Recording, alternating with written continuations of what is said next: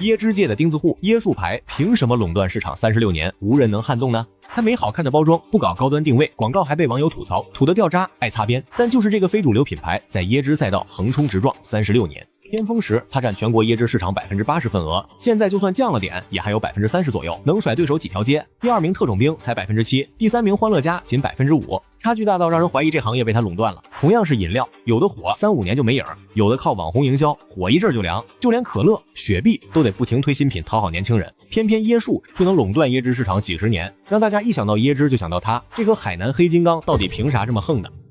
椰树椰汁的出身一点不风光，它的前身是海口罐头厂，上世纪50年代就有了，主打做罐头。可到1986年，这家老国企快撑不下去了，连续5年亏损，差2万块就彻底破产，欠员工医药费100多万，5年换了4任厂长都救不活。就在这时，王光兴临危受命，接下烫手山芋，一上来就动大手术，彻底打破了吃大锅饭的局面，解决了人的问题，就得找活路。王光兴琢磨着，海南椰子占全国98%产量，椰子肉营养丰富，做成饮料既能利用本地资源，又能运到全国卖，说不定能盘活工厂。可椰汁加工有个致命难题，椰子肉含油量35%，直接压榨又腻又容易拉肚子，罐头还易变质，于是就改做不加香精防腐剂的纯椰汁。所以在1988年，椰树椰汁问世。可王光兴清楚，专利总有到期的一天，必须把命脉握在自己手里。所以在保护期内，椰树就疯狂布局，从原料到生产，每一步都让对手望尘莫及。首先是原料垄断，海南椰子虽多，但2019年产量才2.1亿个，市场需求却有25亿个，缺口10倍。所以椰树早早搞龙头企业加合作社加椰农模式，和50万户椰农长期合作，收购价5块钱一个，比市场价2块贵1倍多，椰农自然愿意卖它，让椰树在海南椰子市场一家独大。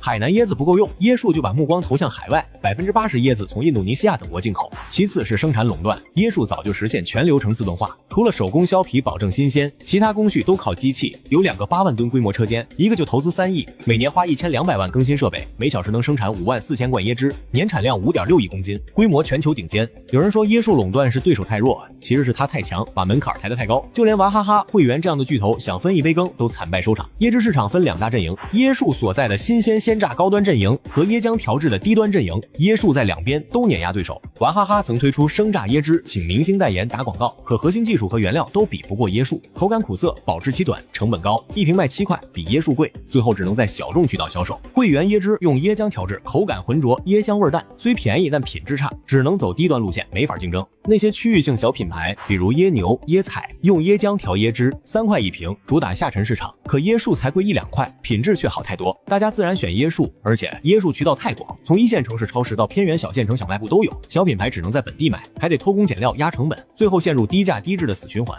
当然，椰树能垄断36年，不是靠运气和土味广告，而是靠硬实力和长期坚守。很多品牌火一阵就凉，就是急于求成，要么偷工减料，要么盲目跟风，要么只靠营销忽视品质。而椰树从一开始就坚守品质为王，就算原料涨价、专利到期，也坚持新鲜鲜榨，不加添加剂。就算广告被吐槽，也不盲目迎合。椰子紧缺时，很多品牌用椰浆代替，椰树宁愿断货，也不糊弄消费者。椰树的4不3无管理几十年没变，不养闲人，不搞论资排辈，企业始终有活力，同时带动海南椰农致富，帮扶困难员工，有社会担当，赢得了大家的认可和尊重。当然，椰树也有挑战，现在年轻人更喜欢低糖低卡的椰子水，传统椰汁吸引力下降，但它的垄断地位仍难撼动。椰汁等于椰树的认知刻进了几代人心里，全产业链优势也没人能比。如今椰树也在推椰子水，未来依旧有竞争力。椰树的成功没法复制，它靠技术、原料、生产、管理的综合实力，靠几十年踏实坚守，不追求高大上和短期爆红，只守着好吃、健康、不贵6个字。在浮躁的时代里，能静下心把一件事做到极致，这就是它最厉害的地方，也是垄断市场几十年的核心原因。